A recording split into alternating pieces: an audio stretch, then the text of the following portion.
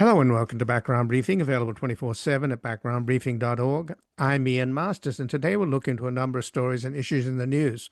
We'll begin with Zoran Mamdani's resounding victory in the race for mayor of New York City, which has captured the nation's attention and mobilized young Gen Z voters to propel him to win big and overcome the hysterical lies of the moneyed establishment and backers of Andrew Cuomo like Elon Musk.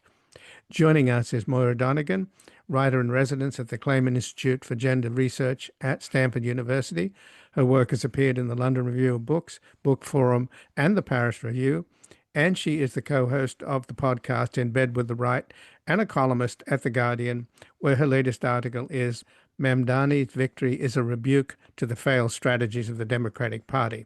And to bring a fresh perspective from the generation who came out for Mamdani, the young voters the Democrats need to engage, Background Briefing's new Gen Z reporter, Sasha Cohen, will be interviewing Moira. Then we'll examine the warning from California's Governor Newsom in his victory speech last night, celebrating the overwhelming passage of Proposition 50, that Donald Trump will do anything and everything to rig the vote to deny Democrats a win in next year's midterms, and that Democrats, independents, and reasonable Republicans have to wake up to that reality if we are to save our democracy. Joining us is Alexander Keyssar, a professor of history and social policy at Harvard's Kennedy School, where his current research interests include election reform, the history of democracies, and the history of poverty.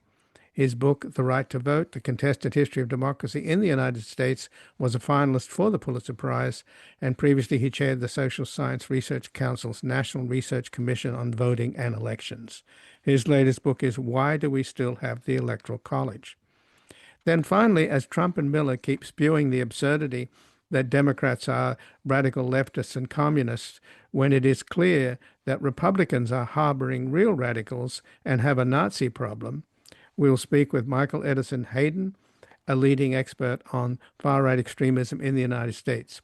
His debut book, Strange People on the Hill, a chronicle of a West Virginia town in the 5 years following a white nationalist group's purchase of a local castle, will be published next April.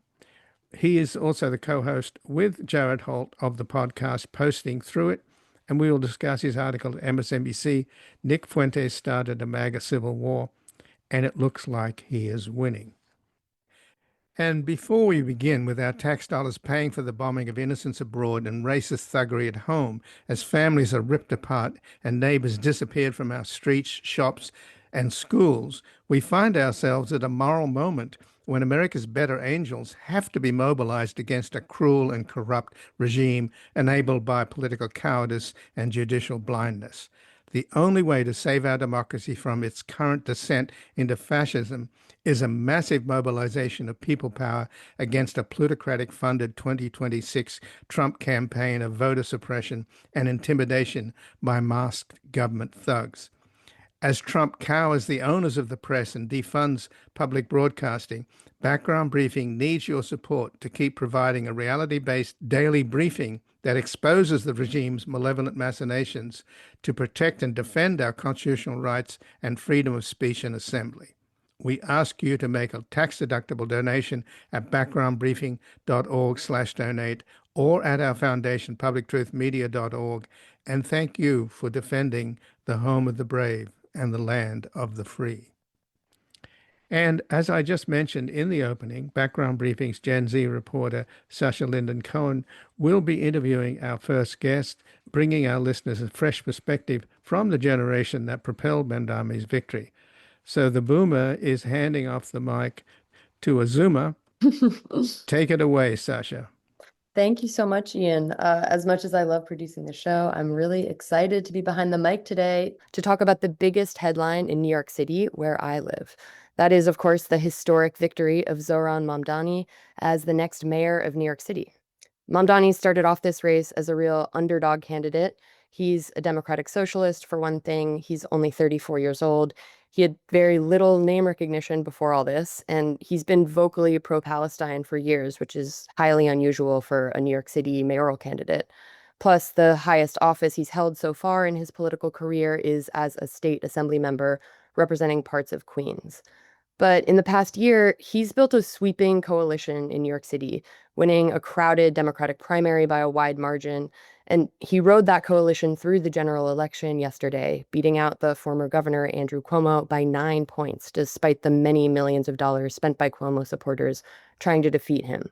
We are joined right now by Moira Donegan to discuss what that coalition is made of, how he built it, and how Mamdani's success really challenges prevailing wisdom in the Democratic Party of how to pitch a big tent. Moira is a reporter for The Guardian, and her latest article is Mamdani's Victory is a Rebuke to the Failed Strategies of the Democratic Party.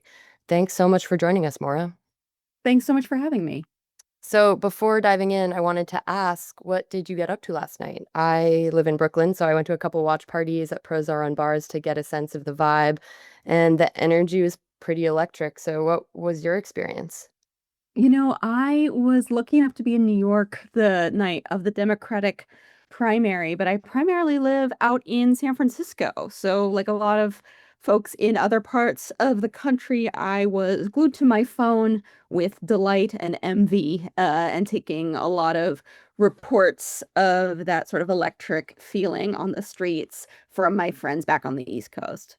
Yeah, so the energy and excitement, I feel like that is very present in New York, certainly in certain parts of New York, is not anything to scoff at, you know? And you make the case in your piece that Democrats have really been misguided in recent years in their messaging and have done a bad job overall of selling themselves, kind of missing the mark in terms of getting people excited and motivated. So I wanted to ask, what do you think Zoran did differently that made his campaign so successful, and how did we see that play out last night? Yeah, I think Zoran marks a departure, a really like a generational shift within the Democratic Party, away from a set of politicians and a set of like conventional wisdoms that was really, solidified in Bill Clinton's victory in the 1992 presidential election. And in that election, Bill Clinton sort of rehabilitated the Democratic Party's like sort of then floundering reputation by shifting significantly to the right and creating a more centrist vision of the party that was, tough on crime and very friendly to business. And that is a lesson that I think some of the politicians of Bill Clinton's generation have held with them sort of like past its usefulness, and now we have a Mm, Democratic Party that has been really for 3 decades, but I think in particularly acute terms since Donald Trump's victory in the 2024 election, defining itself by this sense that it needs to continuously move to the center, continuously move to the right, and to continuously disavow the party's left flank in order to appeal to a set of voters that very potent in the imagination of some Democratic leaders. So I'm thinking of Chuck Schumer, who specifically has an imaginary couple. I think he calls them the Baileys, who he imagines having conversations with as he guides his own policy. And the Baileys are figures of Chuck Schumer's imagination who are always demanding that the Democratic Party move to the right. Zoran really didn't do that. Zoran refused to disavow the identities and statements and positions that he was being attacked for, right? So, as you mentioned, mm, Sasha, he refused to disavow his support for Palestinian liberation or his criticisms of Israel, even when he was smeared as anti Semitic. He refused to disavow his long-standing identification as a democratic socialist. He refused to apologize for his race or religion, which I think became kind of like cynically weaponized by some pro Andrew Cuomo forces in the declining days of the campaign. He was smeared as a man who was potentially sympathetic to terrorists.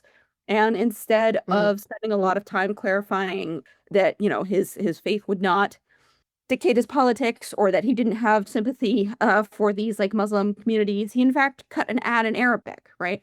He was attacked with a lot of sort of red baiting ads about his socialist identity. And what he did instead was he, filmed an ad evoking the socialist past and sort of like pre-Red Scare socialist leaders of American politics. So this is a guy who's doing something very different in that he is not running away from the left. He is instead showing a sort of commitment and principle and unwillingness to be afraid. And I think that has attracted people to his principle and to his integrity, even who might not agree with him politically. yeah.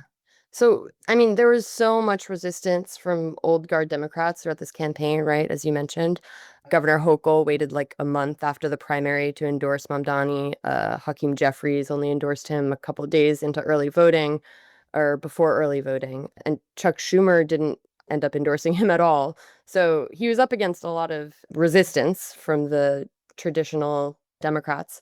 But early results of the election suggest that Mamdani forged a sort of new Democratic coalition that could really reshape the city. So he brought in the South Asian community into the fold more than they had been before. He mobilized a lot of young people. That's been the focus of a lot of coverage. And there's even evidence of Trump supporters voting for him. So people who voted for Trump last November, then casting their ballots for Mamdani. And I'm curious if you think the more traditional stalwart Democrats are going to try to learn or graft some of these strategies from Mamdani's victory. Do you see that being a possibility, or do you think that prevailing wisdom will continue to prevail of moving to the center in order to try to attract a broader base? I think that if the Democratic national leadership wants to completely reject Mamdani's example, they will be sort of like leaving some cash on the table, so to speak, because what Mamdani did was have both sort of a refusal to disavow cultural politics or, far left identities that have been, weaponized against Democrats in the past, and which National Democrats seem to think are particular vulnerabilities for the party. But he combined that with what I think was a kind of like almost uncanny, like really very impressive message discipline around affordability, right? Mm-hmm. And that's not exactly different from some of the other Democratic successes we saw elsewhere in the country last night. I'm thinking of Abigail Spanberger, the new governor-elect of Virginia, who has a very different political profile from the Mamdani, right? She's like a former CIA operative. She is a Mm-hmm. federal congresswoman with like this very kind of robust, like centrist reputation, right? Her campaign, like Mamdani's, was all about affordability, all about the cost of living, all about the indignity of working conditions and sort of income inequality for ordinary working people. And I think that that is a message that can take a lot of different forms and be very differently tailored for different districts, right? Something I love about Mamdani's campaign is that it was actually kind of hyper local. He talked a lot about housing costs. He talked a lot about childcare and education costs, but he was also sort of like doing this celebration of New York City, of its lifestyle, of its diversity, of its very specific local eccentricities, right? None of that would really be replicable in its exact form in another district. But that sense of celebrating the locality, of enjoying the constituencies, of having a sort of joyous embrace of the people who you are for and who you're aiming to represent, Mm-hmm. rather than sort of trying to calibrate what you think the lowest common denominator of those people wants to hear, is, I think, an attitudinal shift that could be very beneficial for the party. So I think there's two things to take away from Mamdani's example that could be applicable even in places where, the leaders of the Democratic Party might be rightly afraid to run a socialist, right? There's the focus on affordability and for the dignity of working people that can draw in a lot of people. And there's a sense of joy and respect for the constituents. I think those are things that they should take from his campaign. Sure, yeah. I feel like there have been a lot of conversations on the left recently about the kind of distinction between campaigning for something versus campaigning against something. It's interesting when you think about Mamdani's victory in comparison to Mikey Sherrill, who also won a big victory for the Democrats when she was elected governor of New Jersey last night. She's also a congresswoman representing New Jersey. And, her campaign was extremely different from Mamdani's. She's pretty moderate. She really avoided talking about the mayoral election and Mamdani altogether. And she was campaigning pretty heavily on an anti-MAGA platform. She was really pointing to her opponent as, going to bring MAGA policies into the state and kind of I don't want to say fear mongering, but stoking a lot of energy around avoiding that fate. But she also won by a significant margin, a surprisingly big margin. It was beyond what a lot of pollsters thought. So those are really different strategies. Both were ultimately successful. So I guess there's two ways of thinking about it, or several ways of taking last night's results and moving forward with them. Well, I think in general, like if you look at the nationwide picture last night, the national top line takeaway is a story about the Republicans who are eroding in their support. They've lost a lot of their like soft support from 2024 with, Trump's maximalist agenda.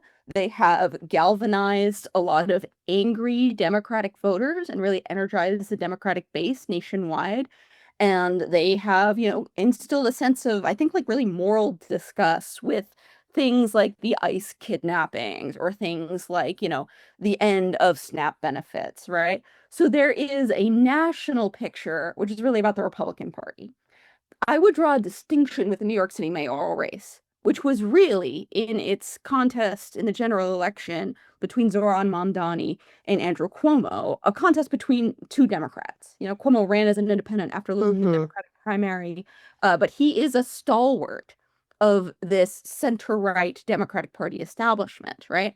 So I would say that nationally, the elections yesterday were a rebuke of the Republicans, but in New York City, the people of New York City rebuked the old style policies and approaches of the Democratic Party. And so, I think you have to be a little careful drawing apples and oranges. A lot of these were very different races. Sure, yeah. And we can see, right? People do not like, broadly speaking, what Donald Trump is doing in his second term. And they also tend to not really like what the Democrats are offering, right? So there's this like hierarchy of hatred. People people don't really like the mainstream old-fashioned Democrats, but right now they hate Donald Trump a lot more.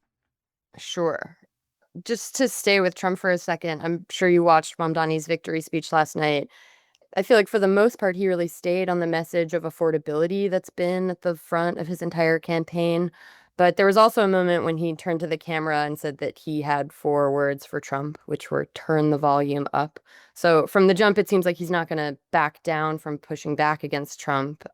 Do you have any thoughts about what the fallout might be of New York City having a fraught relationship with Washington? I know it's nothing new, but it seems like Trump is particularly been very vocal about his distaste for Mamdani, you could say. He's tweeted some pretty intense there on Truth Social.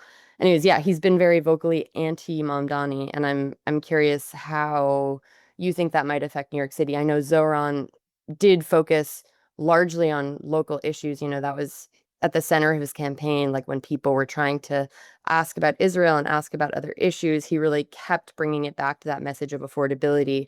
But of course, enacting a lot of the policies does rely on intergovernment relationships, and I'm curious what you think the fallout might be.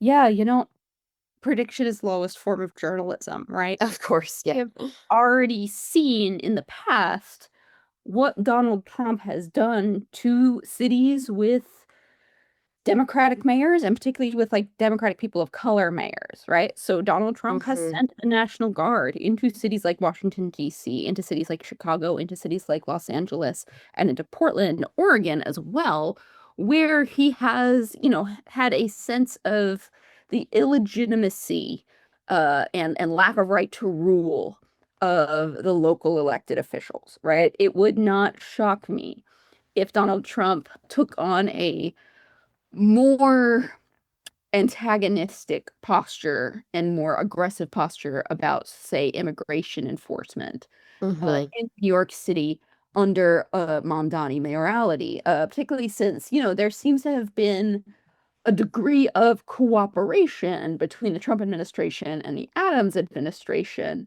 Certainly, yeah. The dropping of federal charges against Eric Adams earlier this year, and so I would also caution that the federal government is already highly present in the city of New York. There is already a smaller scale National Guard deployment in the subway system. There is already a very large ICE presence at the federal building downtown, where New Yorkers are being kidnapped on their way to their immigration hearings and their asylum hearings. So I think that, the amount that New Yorkers have to lose by refusing to be cowed to the Trump administration is not really worth the sacrifice. Mm, The principle that, New York City has a right to self-government and self-determination. sure, yeah. I also wanted to ask, just in closing, because you've written a lot about the Me Too movement, where does Cuomo fit into all of this? He's, of course, been accused by many women of sexual harassment, and he's still managed to come back and mount a big, expensive campaign for mayor. A lot of people managed to overlook his checkered past, but do you think there's a place for him in the Democratic Party still, or do you think he'll finally, I guess, take no for an answer? Yeah, Andrew Cuomo is certainly a guy who does not understand that no means no, either in his dealings with women or in his dealings with the New York City electorate. Listen, Andrew Cuomo thought that he could ride the wave of Me Too backlash and the sort of post-Trump 24 vogue for a domineering and boorish kind of masculinity back into power. And the people of New York rejected that. I think we should not underestimate the contributions of the likes of Lindsey Boylan and Charlotte Bennett and some of these other Andrew Cuomo sexual harassment accusers who have really had their lives upended with Cuomo's endless retaliatory lawsuits, all of which New York state taxpayers are footing the bill for, by the way, in contributing to Zoran's victory and to shutting Andrew Cuomo out of power. I think Andrew Cuomo is quite venal and devoid of self-respect, and I do not expect him to simply go away. But if there is a political future for him, I think it's in the MAGA movement and in a pivot towards Mm. Trumpism. So we'll see what he decides to do. Really interesting. Well, thank you so much for joining me, Maura. Thank you so much, Sasha. It was a pleasure. And again, I've been speaking with Moira Donegan, a columnist at The Guardian, where her latest article is Mamdani's Victory is a Rebuke to the Failed Strategies of the Democratic Party. We're going to take a brief station break. We're back with California Governor Newsom's warning that Trump will do anything and everything to rig the next election.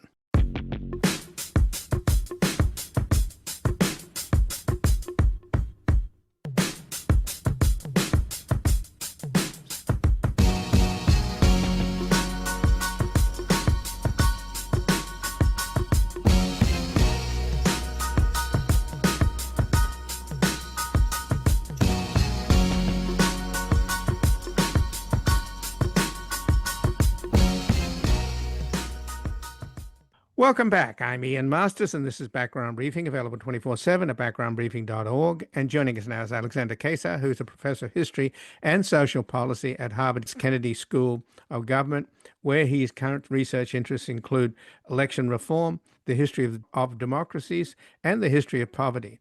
His books include The Right to Vote, The Contested History of Democracy in the United States, which was a finalist for the Pulitzer Prize, and he chaired the Social Sciences Research Council's National Research Commission on Voting and Elections. And his latest book is Why Do We Still Have the Electoral College? Welcome to Background Briefing, Alexander Keyssar. It's a pleasure to be back with you, Ian. Well, thanks for joining us, Alex. And last night, in the victory speech after the resounding passage of Proposition 50 here in California, which won by a huge margin, the governor of California, Gavin Newsom, didn't make the usual sort of victory speech because he really warned the American people, not just the Californian people, but the American people, that the battle was just beginning, that Trump will do anything and everything to rig the vote to prevent the Democrats from winning the next midterm elections. And that he said, you've got to, wake up to this reality because this is going to happen. So it was a very powerful warning. And I must say, I found it very credible. Well, I confess that I did not hear his speech, but that warning, as relayed to me, and I read a little bit about it, seems entirely credible and entirely appropriate.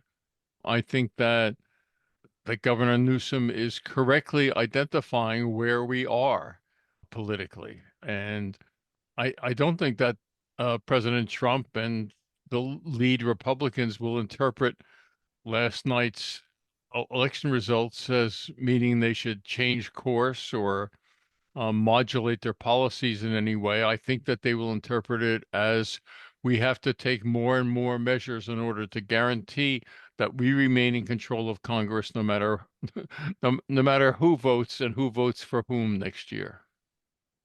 And what do you think the Supreme Court ruling will do on Section 2 of the Voting Rights Act? Could they kill that before the elections, which we know would probably give the Republicans 12 House seats before one vote was cast, and that would eliminate just about every black legislator in the South and effectively bring back Jim Crow?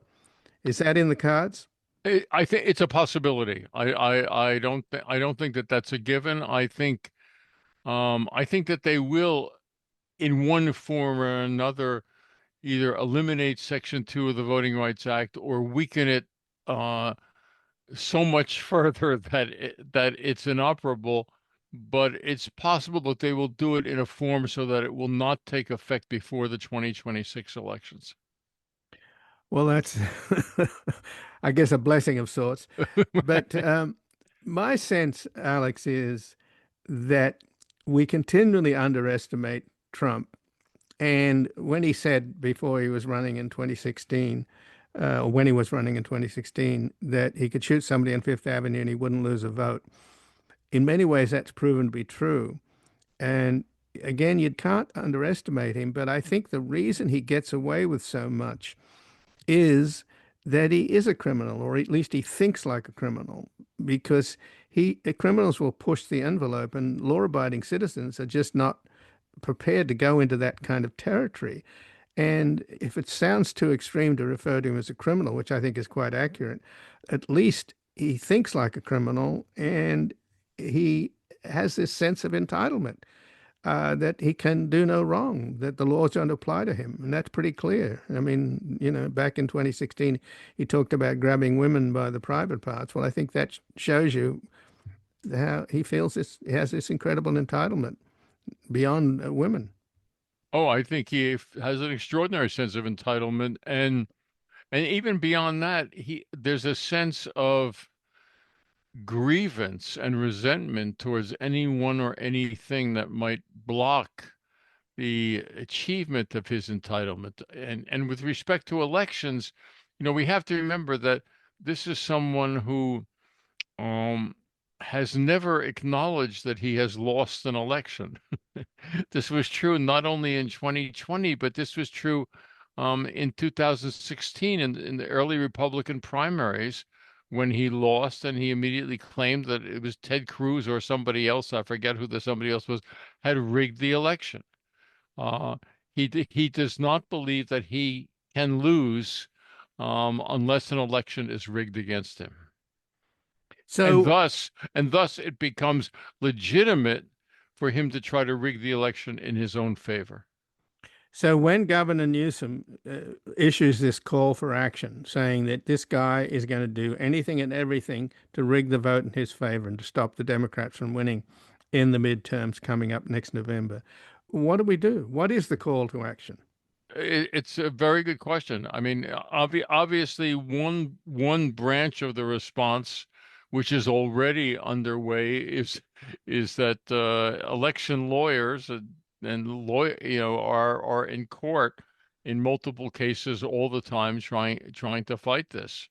And then I think that we have to be prepared that there will be a lot of last minute, I mean, in the last few weeks, maybe election day itself, but in the last few weeks, attempts to block people from voting or disrupt the voting process, or these aren't really, or it could be and. I think that we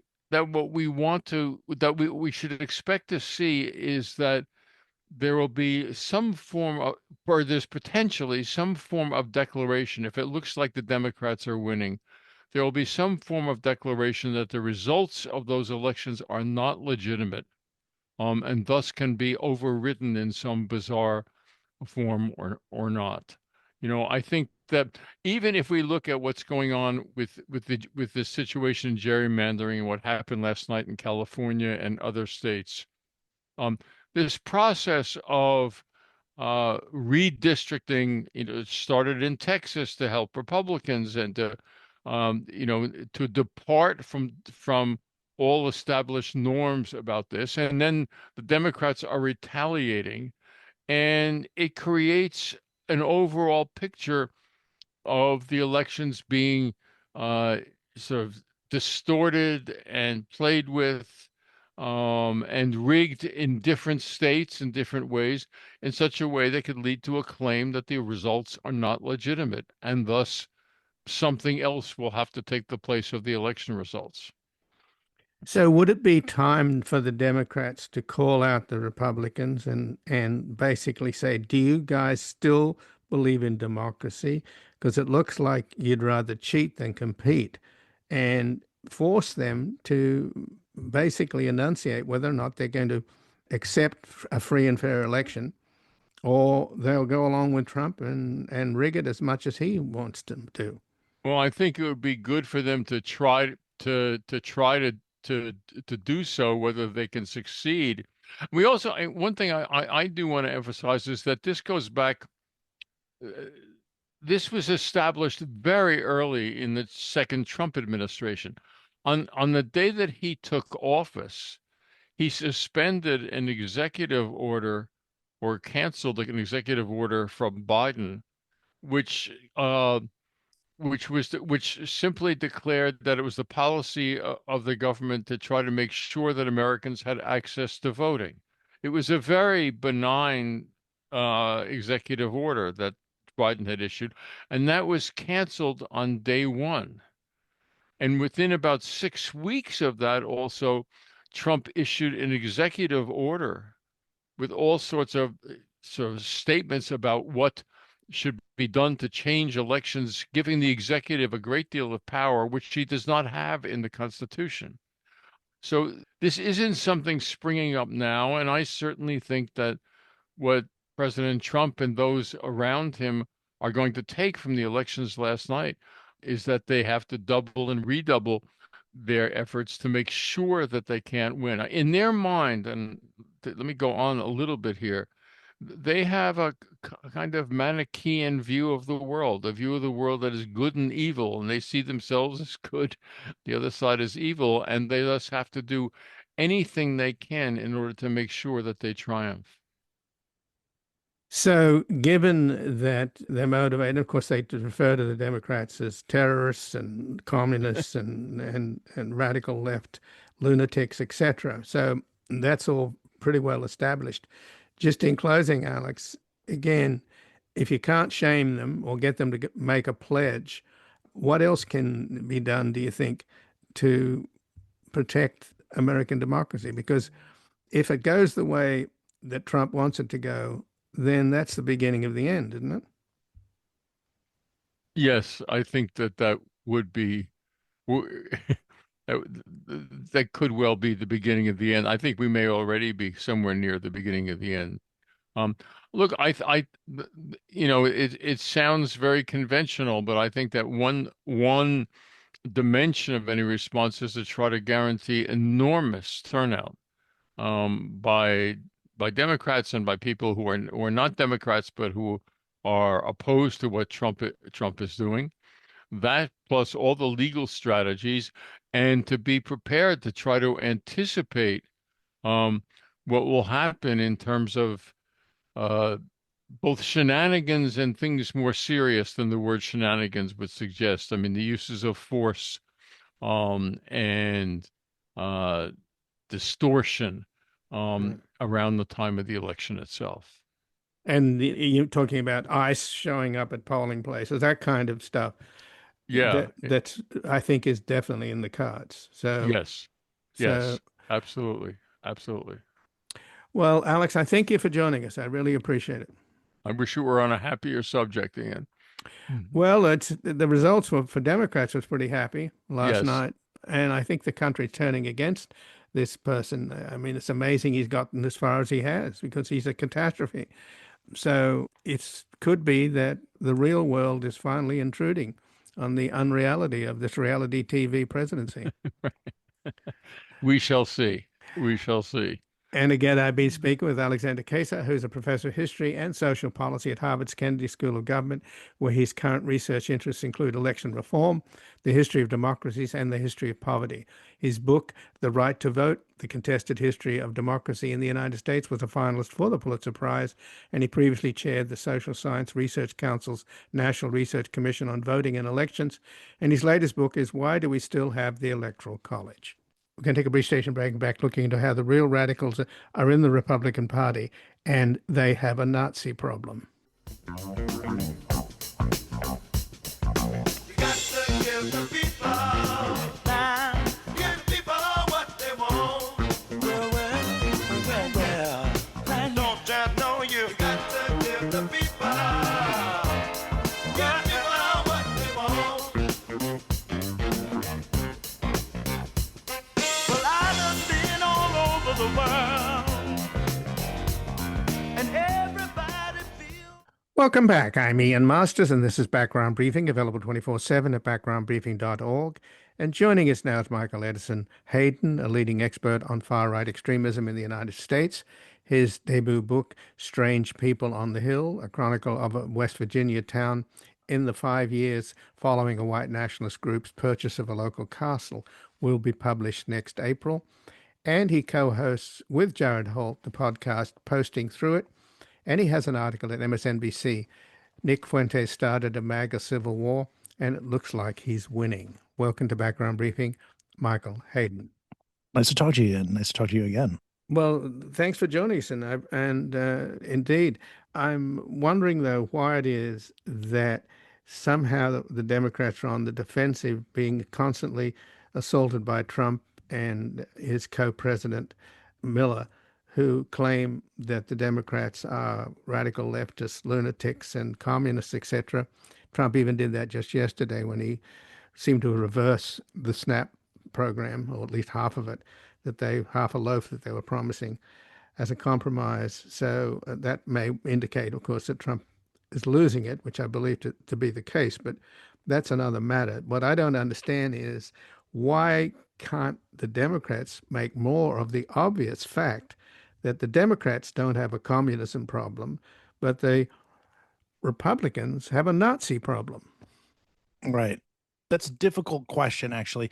The reality is, I think there has been a lot of people making a lot of noise about the fascistic streak of MAGA. And J.M. Berger, the extremism expert, he calls MAGA a fascist movement. Directly, I would agree with him about that. And that makes it very difficult to sort of pick things out and say, like, okay, this one is bad, and that, when so much of it is bad. I mean, since Trump first announced his run, and the takeover of the Republican Party started, and at best you could say it was a nativist movement. But now we see this, like, really these kind of scary authoritarian practices, the blowing up of boats, right? We've seen that. You've seen this occupation of cities, right? And that makes it very difficult to say, like, wait a second, this guy is a Nazi, because the behavior of the MAGA movement in general has just become increasingly fascistic. And what differentiates Nick Fuentes from the rest of them is only his virulent anti-Semitism, and sometimes the very strong language he uses about women and Black people. Well, but he's been invited into the tent. First of all, he was invited down to Mar-a-Lago along with Kanye West at Thanksgiving, for God's sake, to break bread with Trump. And he has this group of followers called Groypers and he has a very popular podcast, which they subscribe to, which is replete with racist, anti-Semitic, misogynist views.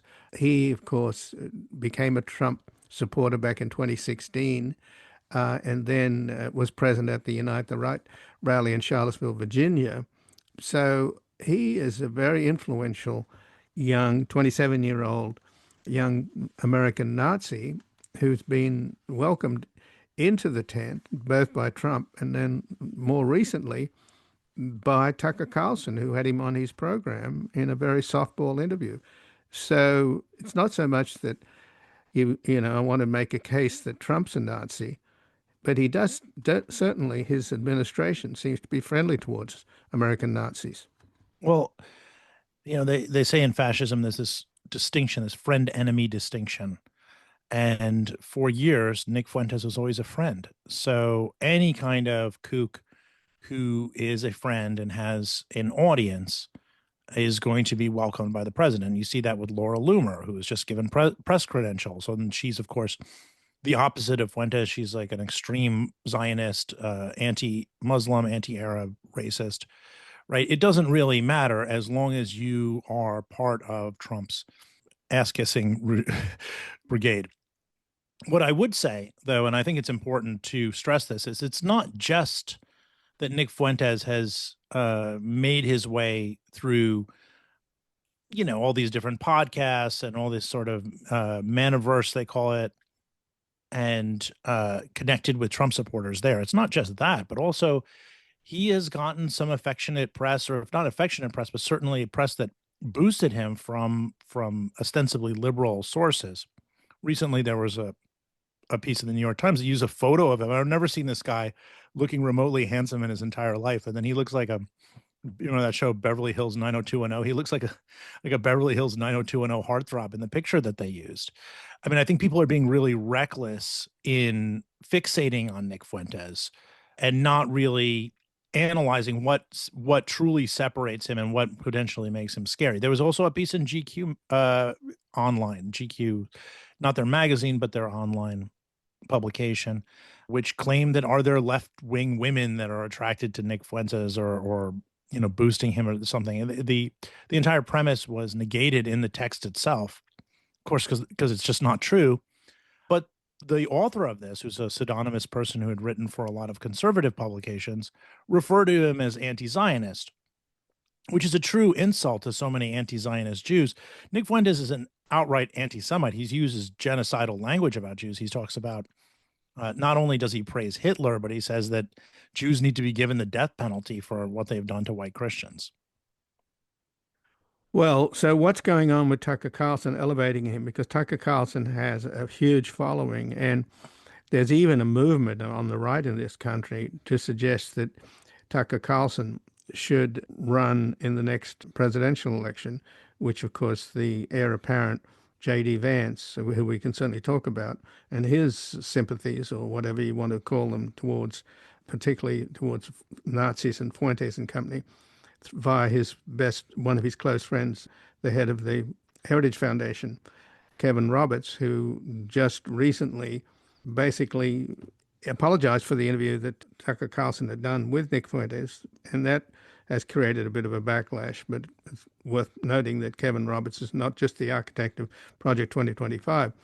His latest book The Forward was written by J.D. Vance. They're very close friends in that sort of Opus Dei right-wing Catholic manosphere. So I'm sort of digressing a little here, but let's focus on what is going on with Tucker Carlson here. Why elevate this guy? I think the short of it is that that Tucker Carlson needs Nick Fuentes more than Nick Fuentes needs Tucker Carlson. These older figures who are associated with the MAGA movement don't have any grasp on a potential younger audience. And as MAGA has gone increasingly online, it's almost all online, and Fox News has become less and less important, although it's still does dynamite ratings. These people realize that Nick Fuentes is where the energy is among young Republicans, and it's absolutely scary. This is the monster that they created. So Tucker, I think he called him a little gay kid that was trapped in his basement. We can talk about that if you want. I mean, many people have accused Nick of hiding his sexuality. There's like a lot of stuff about who he hangs out with and does things. There's a lot of gossip about that. But that's what the way Tucker Carlson had described him. And so he did that, and then he turns around basically a year later and is like, okay, come on my show. I think that says something there. It really does. Because Nick is growing. Nick has the heart of the younger part of the party. And you mentioned JD Vance. Nick has talked about how using the Groypers and his following, the Groypers, and directing them towards destroying any political ambitions that JD Vance might have. And that's really scary for these guys. It's really scary because his following has the capacity to disrupt and change the course of right-wing politics. And it's happened before, by the way. Ian. I'll just do one example of that. When the late Charlie Kirk went on a book tour in 2019, he was peddling, I guess, a soft face of MAGA. He had a gay black guy who was, I guess, pro Trump or something with him at one point, and he had Don Jr. with him, and he was talking about multiculturalism in so many words, just trying to make MAGA into a more diverse thing, a Big Tent thing. And Fuentes dispatched his fans to these events across college campuses. They disrupted every single event. They repeatedly asked him questions about Israel, about being beholden to Israel, about not being America first because of the money that we get sent to Israel, and blah, blah, blah, blah, blah.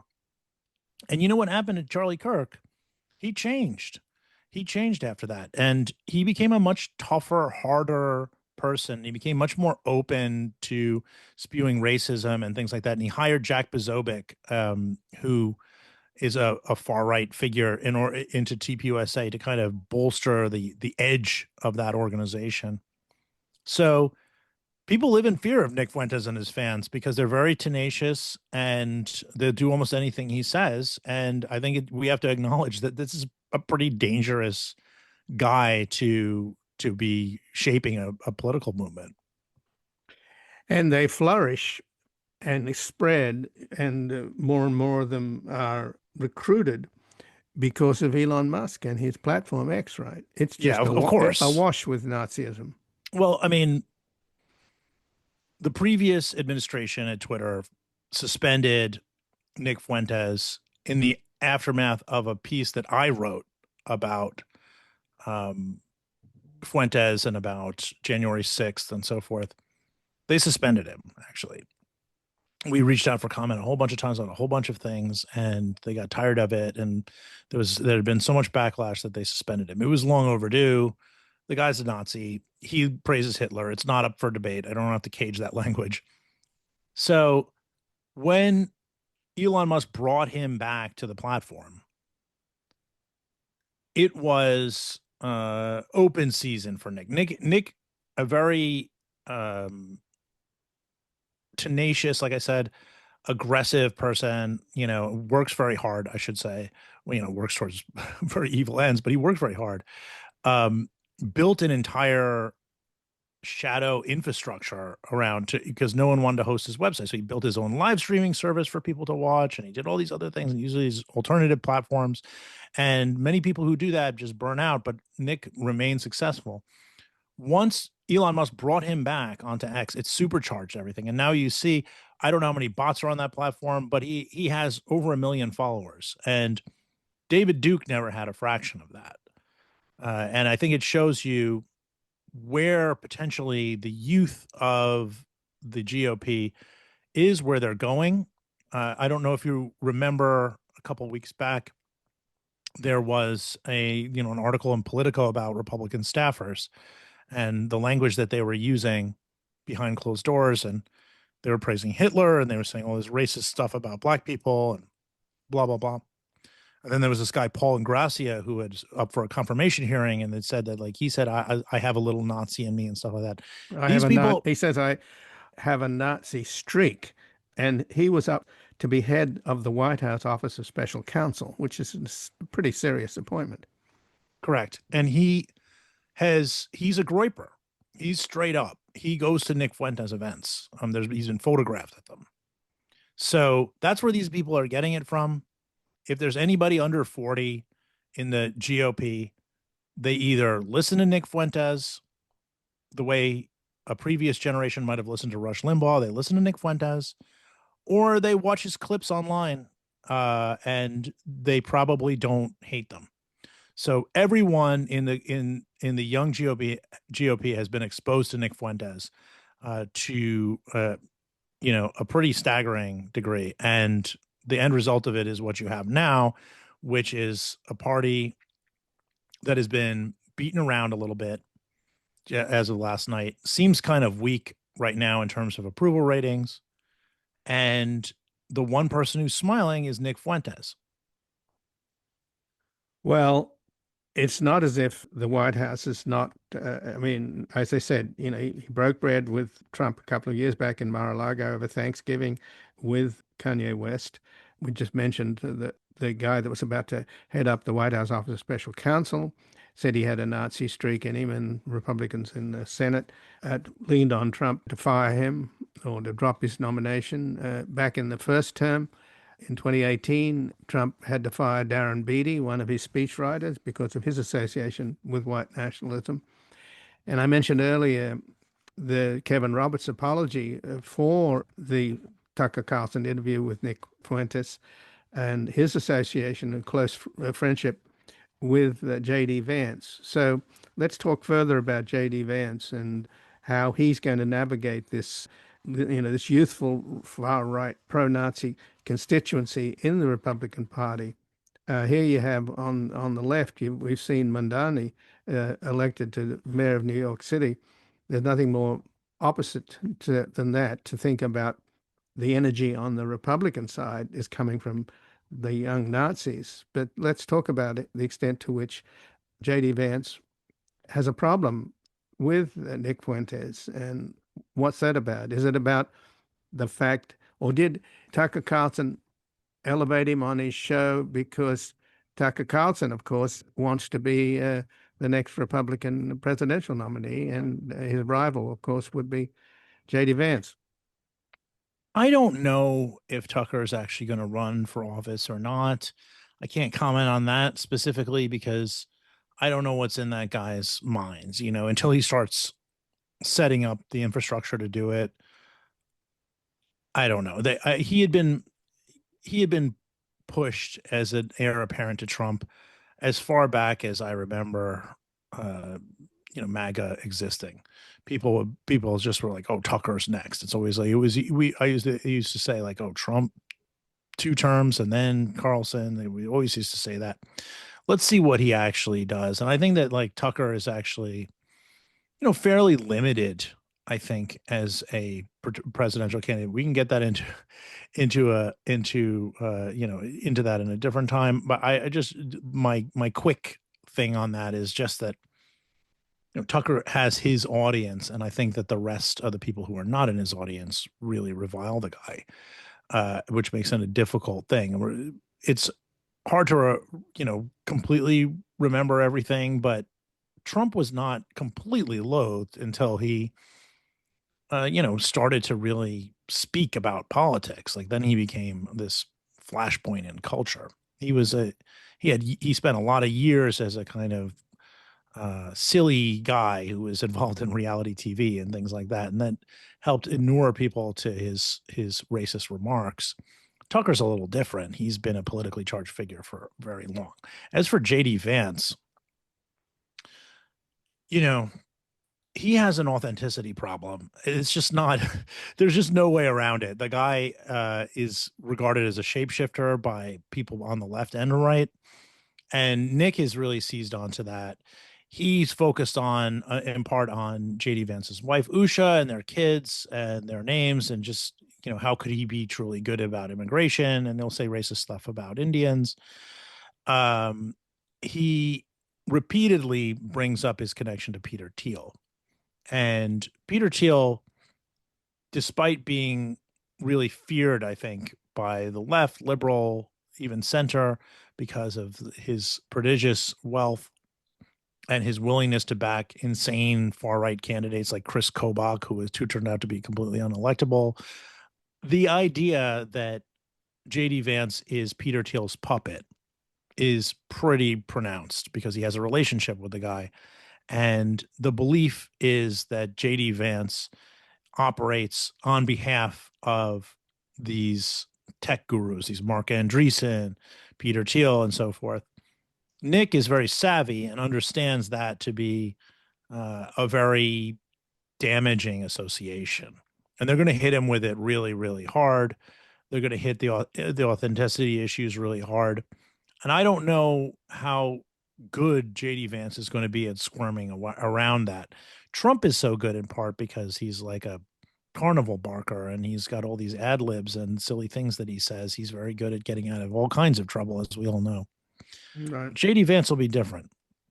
Well, he does seem to be, though, J.D. Vance, just in closing here, Michael, he does seem to be responding to Fuentes by suggesting that he's trying to convert his wife to Christianity. Yeah, I mean, I don't think that's going to do much to get around the shapeshifter problem with him. Right. You know, because it really, there's been a lot of like rumors, you know, that he had an affair with Erica Kirk and all this stuff. Erica Kirk, of course, the widow of Charlie Kirk. There's no reason to believe any of that is true, but I think it speaks to the fact that people see J.D. Vance and believe that he will do almost anything for power on behalf of the rich people behind him. It's a very much of a Hillary Clinton problem in many ways. The perceptions around Hillary Clinton were just that she's inauthentic. She'll say whatever she needs to get elected, and there are a whole bunch of moneyed interests behind her and that's who she's really speaking for. J.D. Vance has that problem on the right, and I will say right now, I would be quite surprised if he's able to overcome them. Well, Michael Hayden, I thank you very much for joining us here today.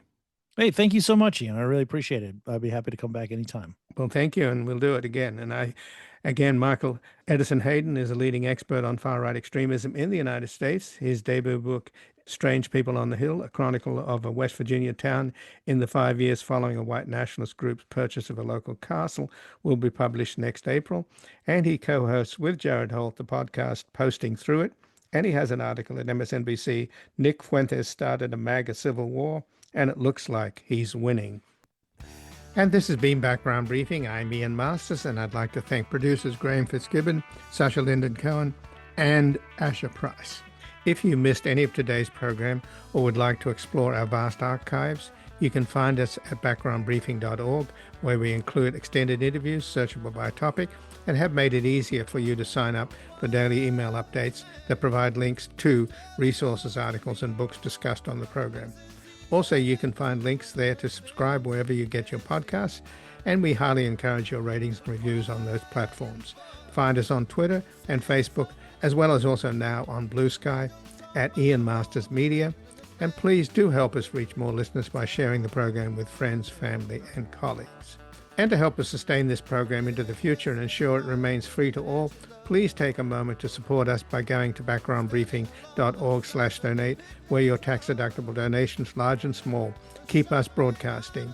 And I'll be back again tomorrow with another Background Briefing, and I'm always available at backgroundbriefing.org. Bye for now. The guy that lived next door in 305